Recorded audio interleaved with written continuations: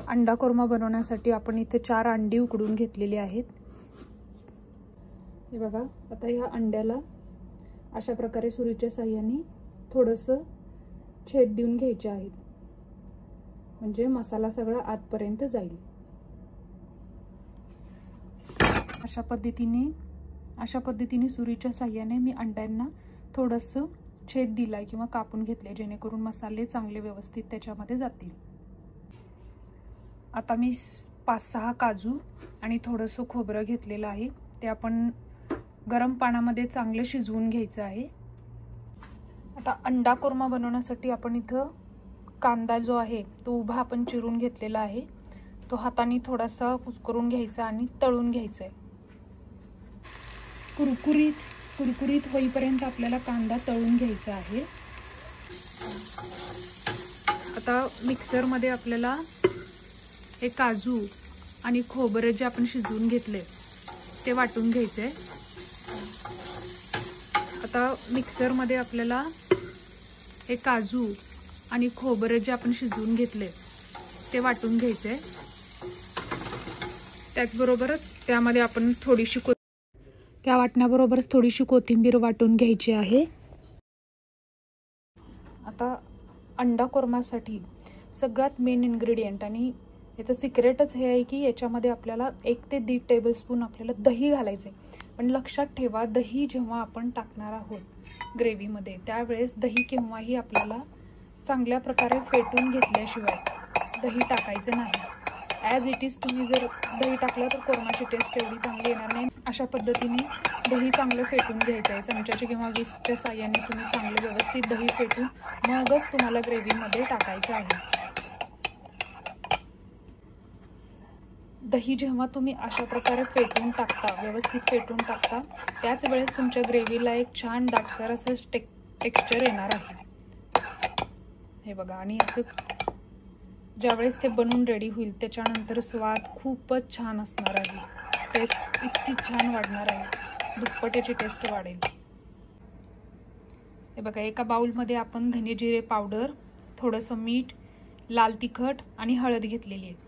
आता याच्यामध्ये थोडंसं आपल्याला पाणी टाकायचं आणि व्यवस्थित हे मिक्स करून ठेवायचं आहे, म्हणजे जेणेकरून हे मसाले जे आहेत ते चांगले व्यवस्थित फुलतील आणि ज्यावेळेस आपण ग्रेव्हीमध्ये हे टाकू त्यावेळेस ते व्यवस्थित शिजले जातील। हे बघा, आता आपण जे घेतलेले सगळे मसाले आहेत ते सगळे आपण व्यवस्थित पाण्यामध्ये कालवून ठेवलेले आहेत। कांदा तळून घेतल्यानंतर जे राहिलेलं तेल आहे त्याच्यामध्येच आता आपल्याला अंडा कोरमा बनवायचा आहे। आता अंडा कोरमा बनवण्यासाठी आपण जे वाटण तयार केलेलं होतं, खोबरं, काजू आणि कोथिंबीर, तर हे वाटण आता आपण तेलामध्ये व्यवस्थित परतून घ्यायचे। बघा, तेलामध्ये चांगल्या पद्धतीने आपल्याला हे मसाले परतून घ्यायचे आहेत।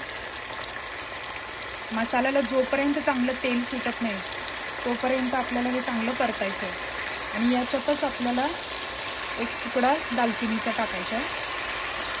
त्याच्या व्यतिरिक्त आपण कुठलेही खडे गरम मसाले ॲड केलेले नाहीत।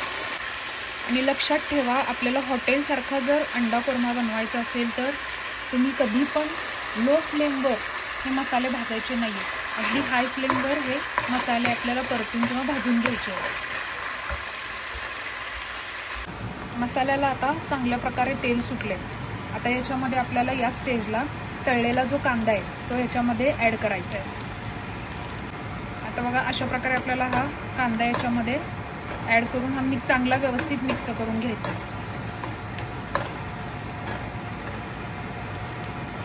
आता परत या ग्रेव्हीला ज्यावेळेस तेल सुटेल त्यावेळेस आपल्याला याच्यामध्ये आपण जे भिजवलेले मसाले आहेत ते आपण याच्यामध्ये ॲड करायचे।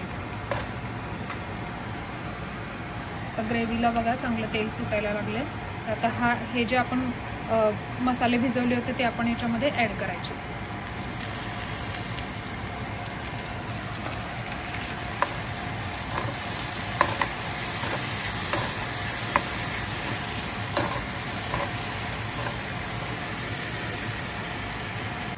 तुम्ही बघताय मसाल्याला छान तेल सुटले, मसाले तेल सोडायला लागलेले आहेत।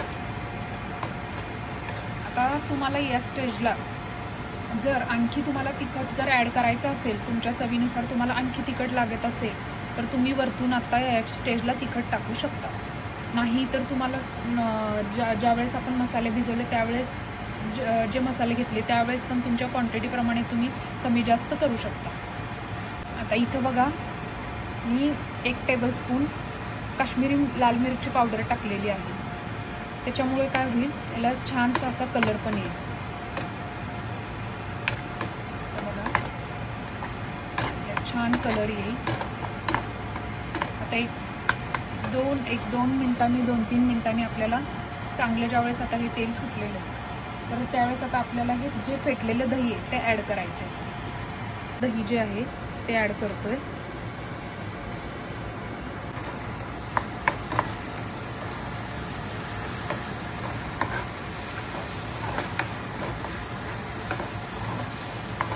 काय मस्त वास सुटला आणि इतका छान कलर आलाय. ग्रेव्हीला एवढा सुंदर कलर मी तुम्हाला दाखवते एकदा लाईटमध्ये. बघा थोडासा लाईट कमी, जर लाईट लावला तर हे बघा तुम्हाला दिसेल तिखट वगैरे वर त्याचा कलर.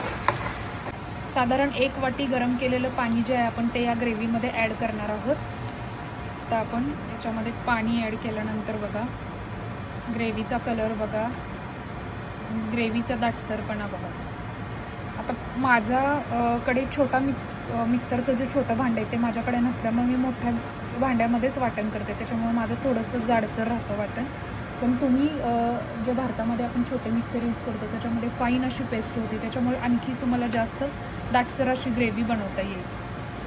हे बघा अशा प्रकारे हे आता ग्रेव्हीला आपल्याला एक साधारण 3-4 मिनटं आपल्याला चांगलं शिजू द्यायचं आहे आणि उकळी आली की आपल्याला हे बंद करायचं आहे आणि त्याच्यामध्ये आपण अंडे सोडून द्यायचे.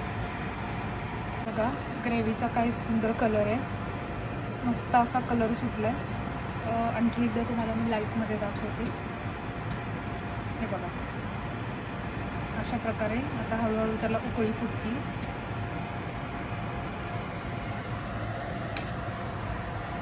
हे बघा छान मस्त असा अंडा कोरमा आपला बघायला आता उकळी फुटत आहे. आता उकळी आली. आता हे चांगलं आपलं ही ग्रेव्ही आता आपली चांगली उकळलेली आहे. तर आता आपण हे बंद करूया